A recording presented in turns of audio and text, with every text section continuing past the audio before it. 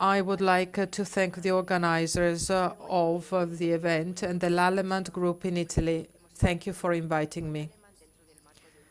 Today, I will tell you about a project which was done with Lallemand within the framework of a European project.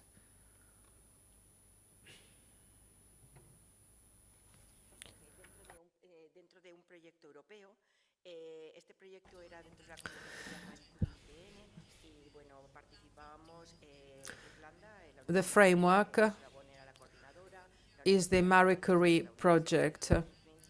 And here you see the partners we work with Manchester University, Geisenheim, Zaragoza, CSIC, INRA, Montpellier, and also Fondazione Edmund Mack from Italy.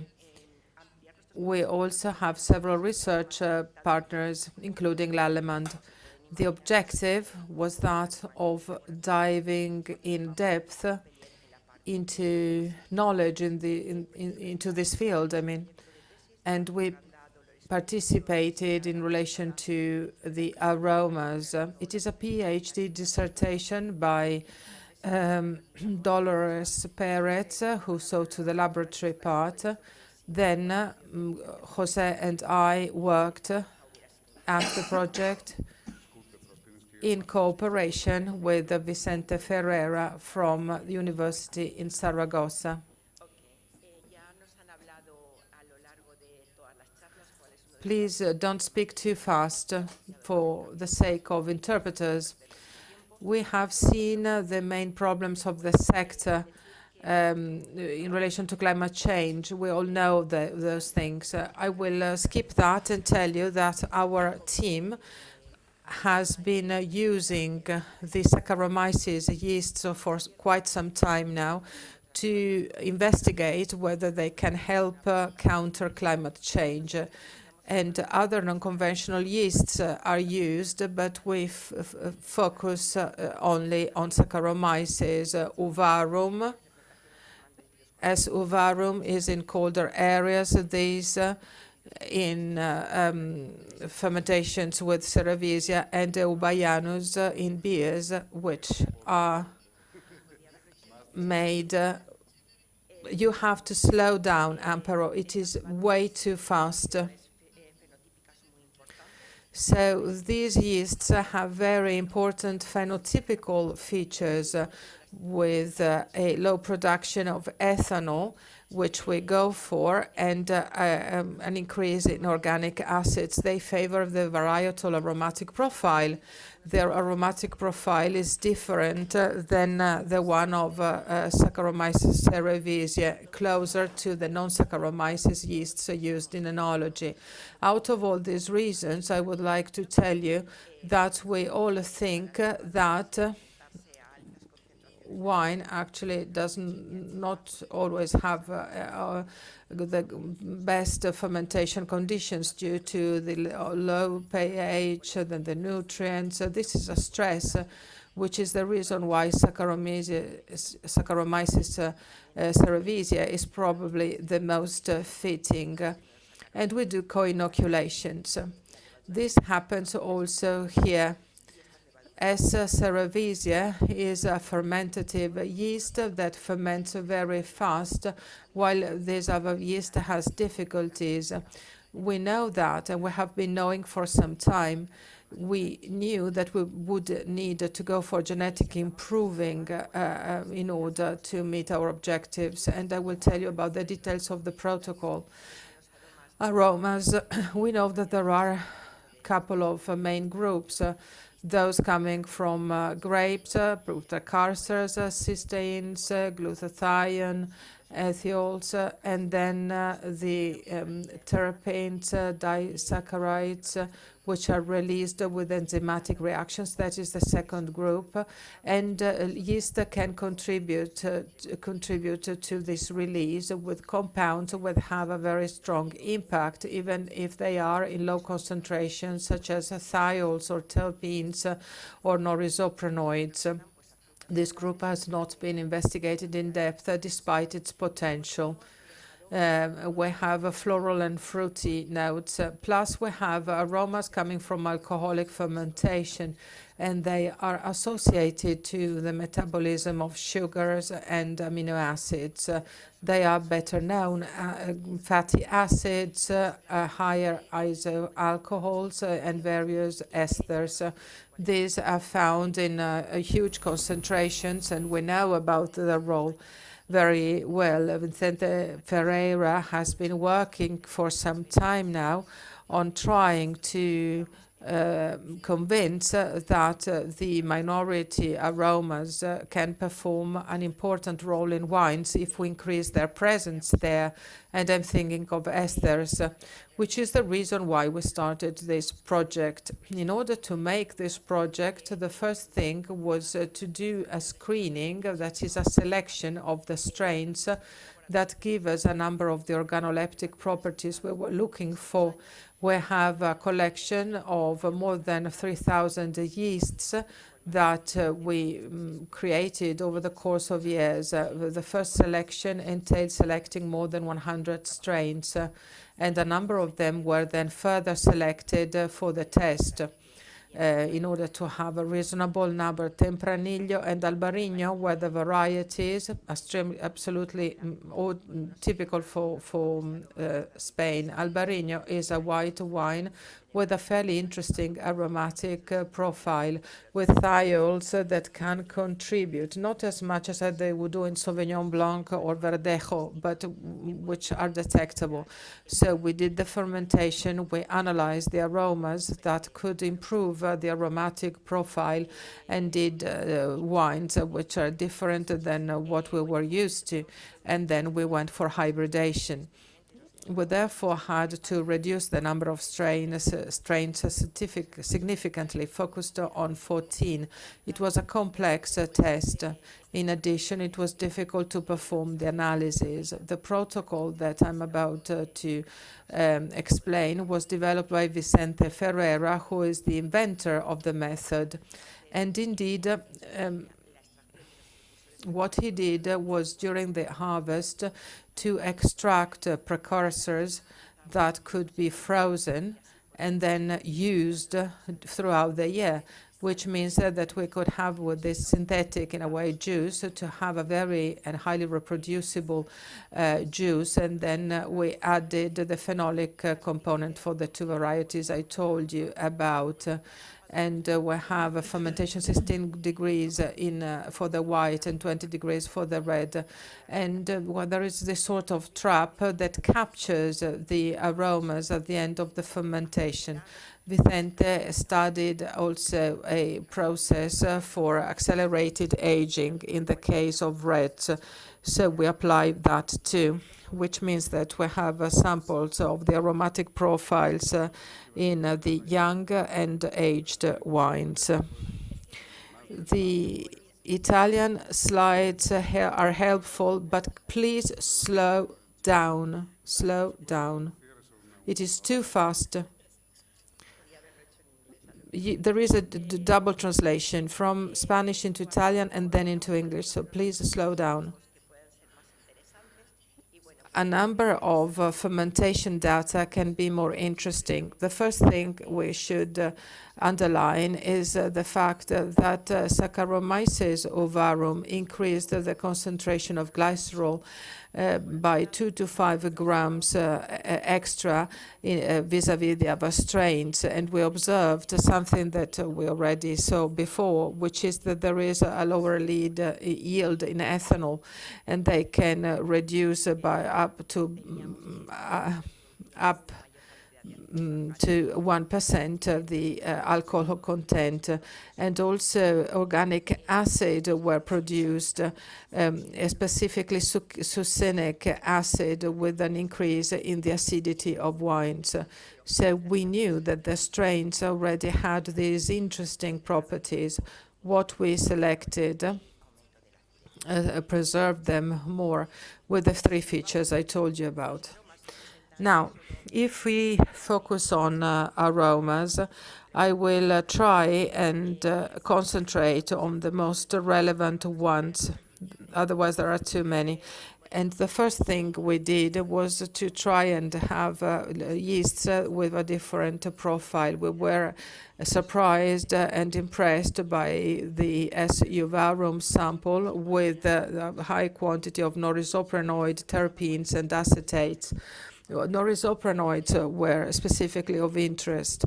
When aged, the wines had a profile that changed markedly. The yeasts could contribute to having different profiles when compared to the original strains after aging, I mean. And as for the aroma, Vicente really appreciated the profile obtained, because it was a very significant and important one for aged wines. When we assessed the results for whites, in the case of Albarino, we added the phenolic extracts of the variety and also thiolic precursors. I forgot to tell you about that earlier on, because you see the concentration was not high enough, so we wanted to know about the performance of the yeast with reference to thiolic precursors. And here we see that Saccharomyces ovarum produces a lot of ethyl acetate and phenol, ethyl phenol, and it also produces esters which are released by the specific enzymes. As for the S. kudryavtsevi, again, the profile was very interesting, because there is both a release of thiols and of the limonene terpene. So we managed to contribute more to the enhancement of the citrus notes. All this, we saw, could contribute to the release of aromas in both reds and whites. And we picked these yeasts for hybridation. I will not enter into the details of the hybridation process. If you want details, just ask. You see, this is a technique that should be used carefully due to the recombination, and then spore-to-spore systems were used. And there, the problem is that the Saccharomyces cerevisiae has 3 pairs, which is heterozygotic, high and highly so, and you run the risk of losing the properties of the parent. So we use a different technique, which is the hybridation of 2 diploid yeasts without having them undergoing any process. Several generations come into play, and at the end we have yeasts with an AA and alpha heritage, which form the selected organism, and the medium for selection should be the good one. Of course, we have hundreds of yeasts, and you need first and foremost to start with the classic selection process in order to get to 6 hybrids in the end. We repeated fermentations, and what we observed here, due to the temperature but also to the genomic composition, is that in the case of Albarino, when we ferment at 16 degrees, we have the original strain that behaved in the same way, while 8 hybrids are there for Tempranillo. When we did the concentration of ethanol, when there is a hybrid, properties in a way are half in between of the 2 extremes, being the one or the other. And this is what we observed with ethanol and glycerol, with a reduction in both cases. As for the aromatic profile, I will be as fast as possible on this and condense information. And we saw that our hybrids would preserve the properties of the original with the parent strains with reference to the release of MPFs.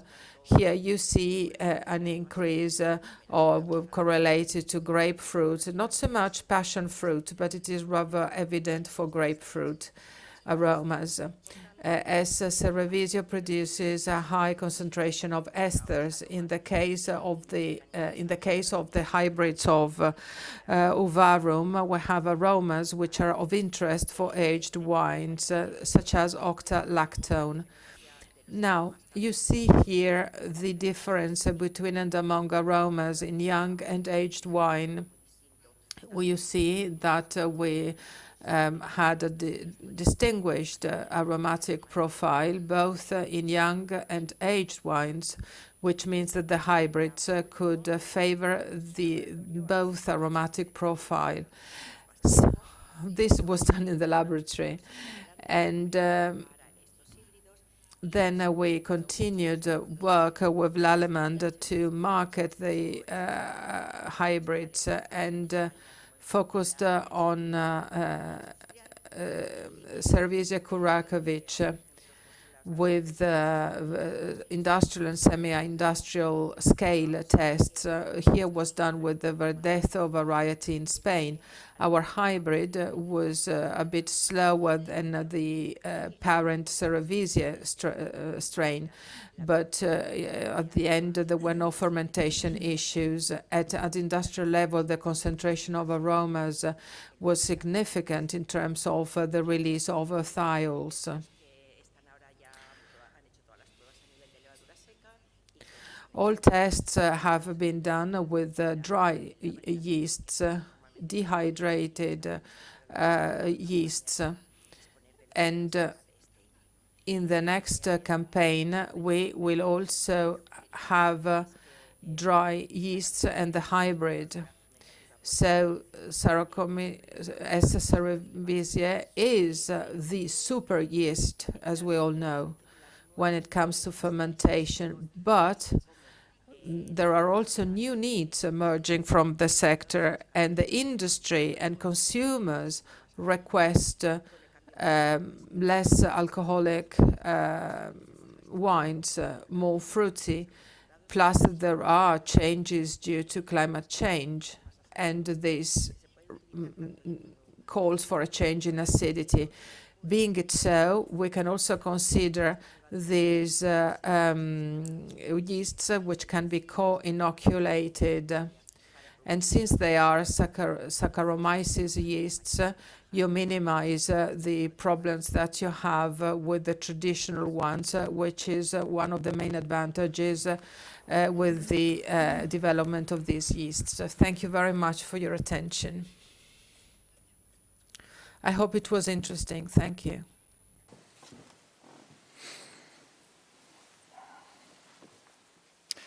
Grazie innanzitutto per l'invito e porto I saluti del... Good afternoon. I would like to welcome you on behalf of the University of Palermo and my team. I'm here to discuss the results of a study on the use of the so-called non-conventional yeasts.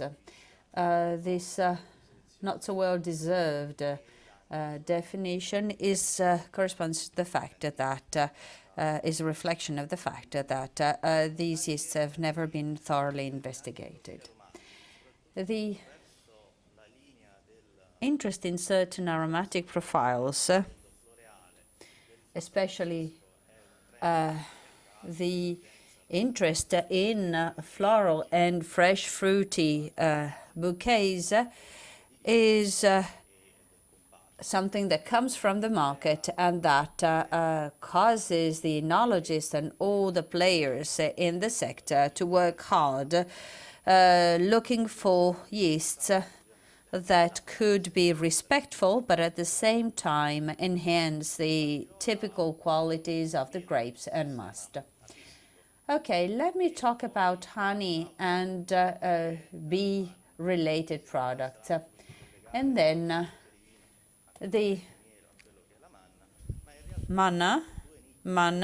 So it's harder to connect wine with these products. But anyway, these are sugar-rich products.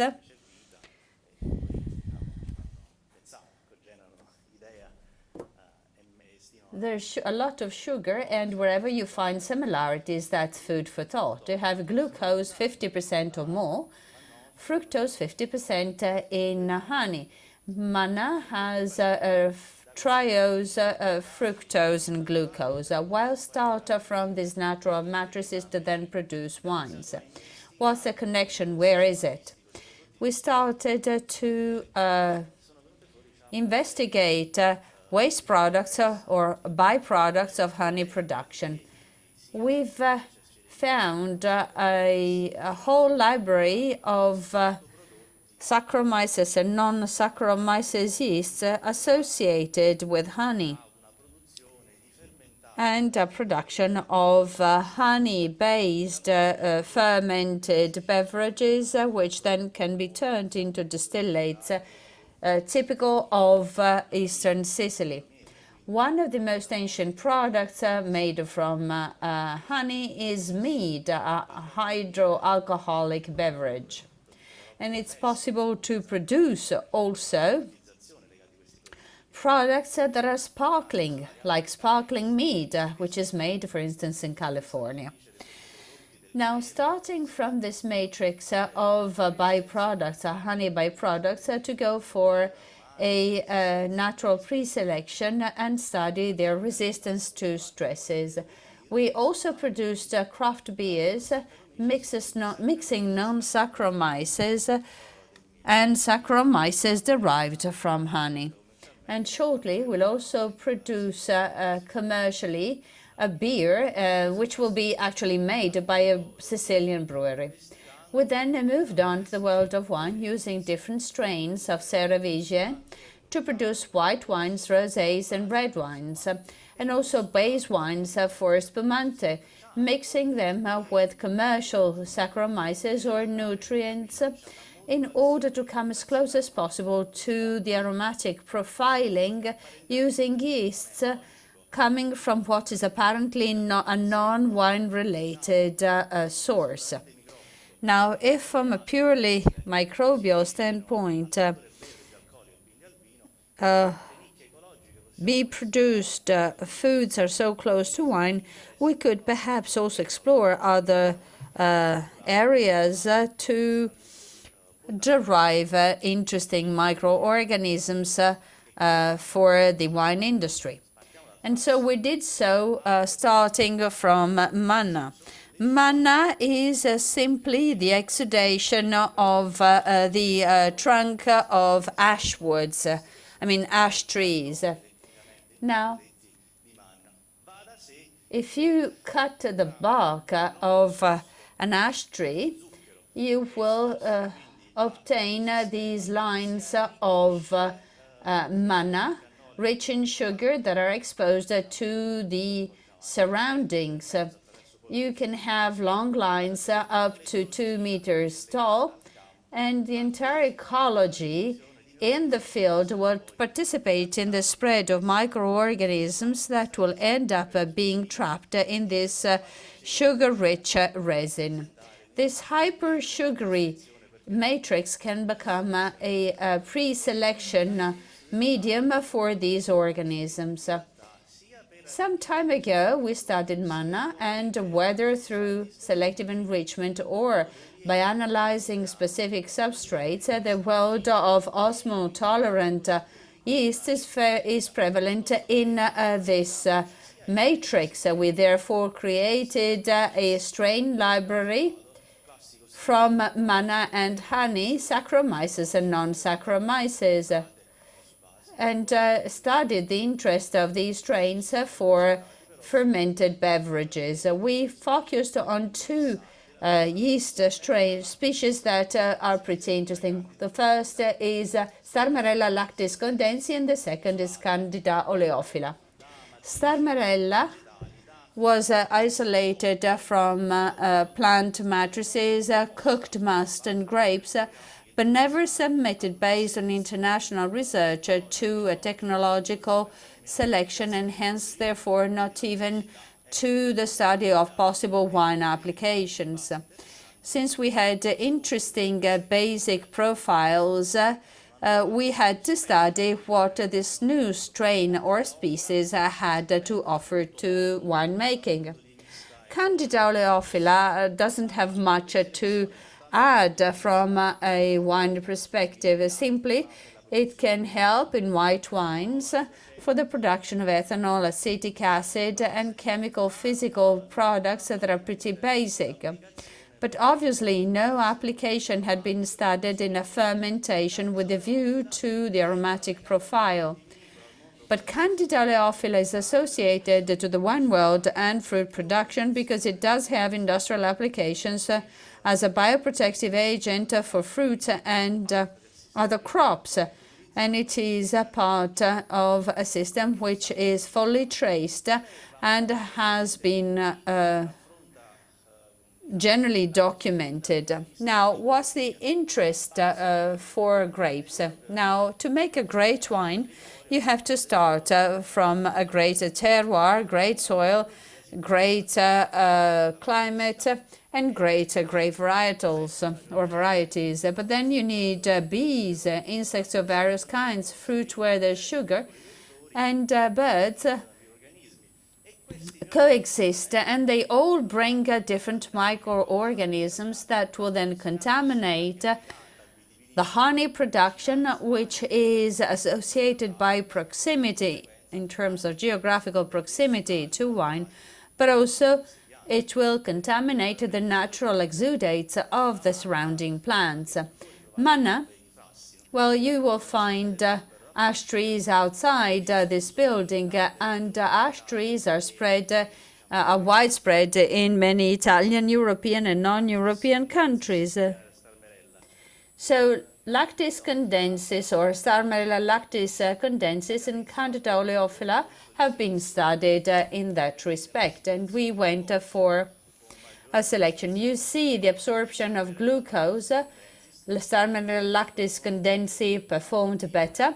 The top curves are pre-selected Saccharomyces cerevisiae or lab starters.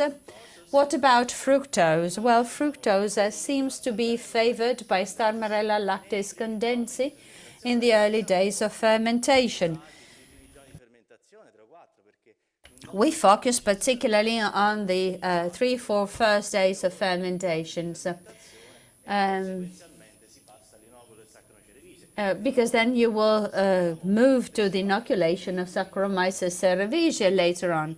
So we were interested in knowing what it could bring in addition to the early days of fermentation. Glucose needs to be metabolized.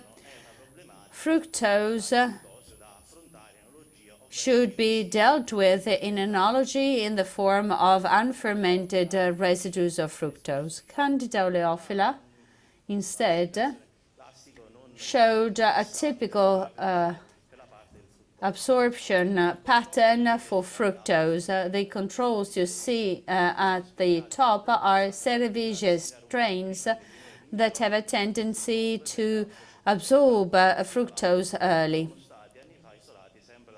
And the rest is strains that were isolated also from honey, and a few others are from branded products.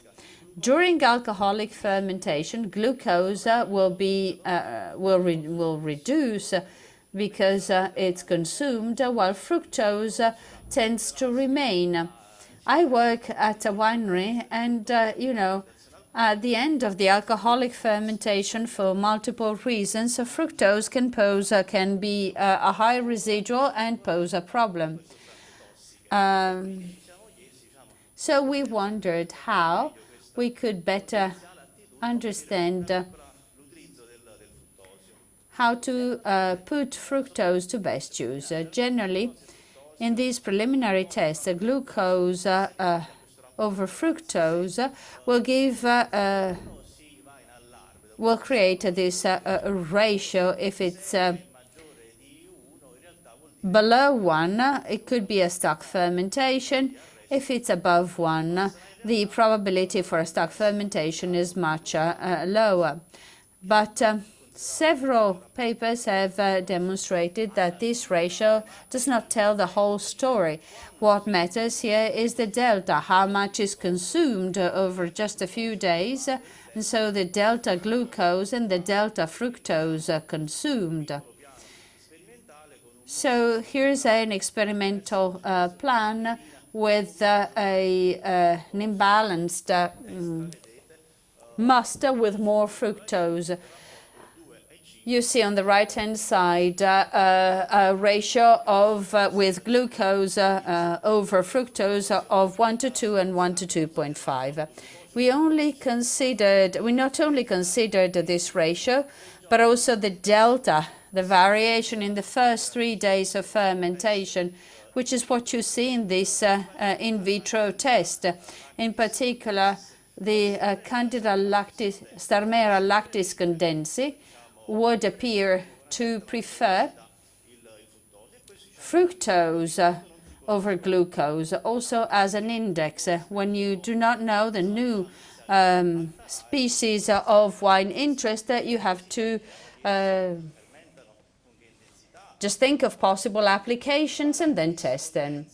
The lactis condensi, Starmerella lactis condensi, proved to have a fermentation intensity which is higher than Candida oleophila, which is truly low.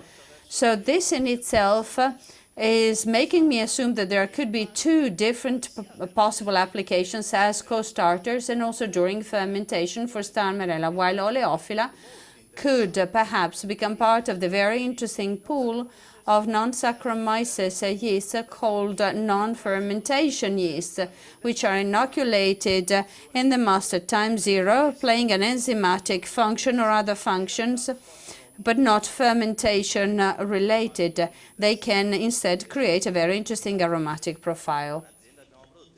Now, we've produced very different wines applying a non-Saccharomyces yeast, a non-fermentative yeast, also at 24-48 hours of application. During our microvinifications, Starmerella lactis condensi managed to survive at higher concentrations even after the inoculation of Saccharomyces cerevisiae, while Candida oleophila seems to suffer from the inoculation of Saccharomyces cerevisiae probably at 48 to 72 hours, and it goes down to logs, while Starmerella remains at approximately 6 to 6.5. Even for a few days after the inoculation of Saccharomyces cerevisiae, which was traditionally inoculated at 72 hours. So we then carried out enzymatic tests and applications on small to medium scale applications. We chose Frappato, which is a Sicilian grape variety, which is also interesting from an aromatic point of view. So we created an experimental design to see the effect of Starmerella on Frappato versus the inoculum. And I would like to thank the contributors of this slide with whom we exchange on a consistent on a continuous basis. Now, look at the results. Starmerella lactis condensis will keep its concentration even after the inoculation of cerevisiae, while oleophila will go down much more quickly. So here you see the trend. So we took care of the aromatic aspects, fluid-to-fluid fraction, with a standard measurement. The aromatic profile of Candida oleophila and Frappato is clearly different from Starmerella lactis condensis and the control sample, with significant differences in alcohol and other compounds. The sensory analysis with the panel test, you have lactis condensis on the right-hand side. It seems to be driving wine towards the fresh fruity flavors, while oleophila would tend to increase the intensity of floral notes. And also frappato on its own, the control sample. We also carried out tests on an adequate number of consumers. This is the product characterization coefficient. So what you see here is in blue what was appreciated, and for lactis condenses and oleophylla, the bar charts look different and are different from the control. What's red is not that it is, what is red is not a defect, it's simply that it wasn't so much appreciated compared to the average appreciation. We then moved on to another varietal, Catarratto. Frappato is a Sicilian varietal where there's a good proportion of terpenes, with a primary aromatic basis, which is more interesting. Catarratto, depending on the areas and depending on the growing techniques and strategies, is harder to be enhanced in terms of primary aromas and terpenes. It is more probable that its aromatic profile will be less intense, although not less complex. But we, as a university, have worked a lot on Catarratto because it's the most abundant grape variety in Sicily and among the first three in Italy, the top three in Italy. So it's a very interesting varietal. So what happened when applying oleophylla and lactis condenses with the classic Cerevisiae and then lactic acid bacteria? We've been working for some time on white grapes grown at 400-500 meters above sea level and lactic acid bacteria, because malolactic with certain inoculates and certain species and geni can improve the aromatic profile, even if you go outside the boundaries of what you're accustomed to doing, and that it can be appreciated by consumers. Here's the experimental design with the Saccharomyces inoculated after 72 hours after the inoculation of non-Saccharomyces, and with Cerevisiae came the lactic acid bacteria. Here we analyze the volatilome, the typical statistical analysis in the form of a heat map, which confirms the previous findings. In other words, if I'm applying S. cerevisiae, I will obtain a certain aromatic profile. If then I will also use non-Saccharomyces, the aromatic profile will change. You have to read this chart by statistical differences, top down, not right to left or left to right. Now, if I'm adding to Cerevisiae, to the lactis condenses, Anaenococcus ini, I will have another change in the aromatic profile. Same thing if I'm replacing the Enococcus ini with Lactobacillus plantarum. And if I remove the non-Saccharomyces and I'm only left with plantarum, things will change again. Mi dà una profilazione aromatica molto diversa. Same thing if I'm changing if I'm not using the non-Saccharomyces and I'm adding Enococcus ini, or I'm using Oleophora ini and Cerevisiae. Now, with the VOCs, I can see the effect on the sensory characteristics. I will therefore analyze the odor activity value, that is the concentration of the aromatic compounds versus the perception threshold. These bar charts will only consider the volatile organic compounds that will go beyond the perception thresholds and are probably aromatically active. So if these charts and sensory analysis are in line, then the mechanism is proved to work well. And then you see the various tests. You have in green Starmarella lactis condensis, and then you have Oleophila and control. What's interesting is also to see how things change if you use Plantarum or Enococcus ini. We focused on the olfactory intensity, but then we also broke that down to the various components. The floral component. The floral component was always statistically relevant, especially for Candida oleophila, and well perceivable. So whenever I combine differently the various microorganisms, I will change the aromatic profile. Based on this chart and the previous one, if I have to produce a wine and I have to modify its aroma, if I add one and the other, probably I will get to a level of 3.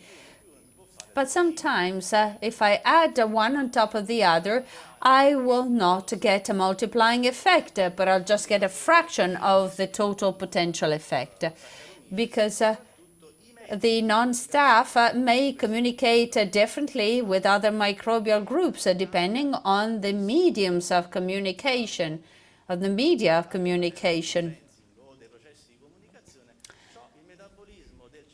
Because the metabolism of Cerevisiae in the presence or absence of non-Saccharomyces massively inoculated and lactic acid bacteria will change its behavior, and that's very clear. Now, this being said, we then have to consider that with respect to the spontaneous or natural microorganisms, when I use a Saccharomyces cerevisiae, and I use it massively at time 0, it's not just what a non-Saccharomyces will produce, not a Saccharomyces. It's not what it produces, but also the influence on the general composition of the lees that will make a difference.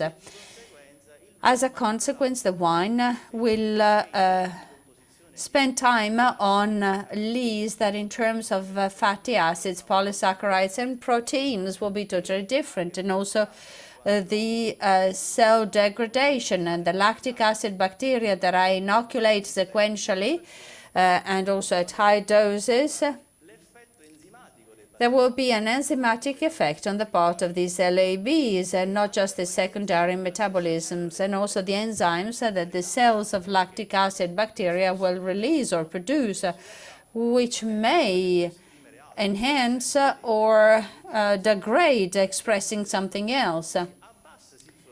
The use of lactic acid bacteria will reduce the floral components, but will increase the fruit and the spice and herbs. And Lactobacillus plantarum may also enhance the floral components and fresh fruit in many reds and whites. So the next steps will be as follows. We will study the total metabolome to understand what these microbial groups how they will interact among them, especially when the yeasts are taken from matrices which could be conventionally called non-oenological, but that are essentially environmental. And we will have to understand the effects and composition of these lees, which will be totally different from the pre-analysis associated with a typical inoculation. This is the area of Sicily where I work. I was fair-haired and had braids. Now this is what I am 11 years later. This is the Gulf of Castellamare. You see the companies that are partner companies, and you've seen some of the people.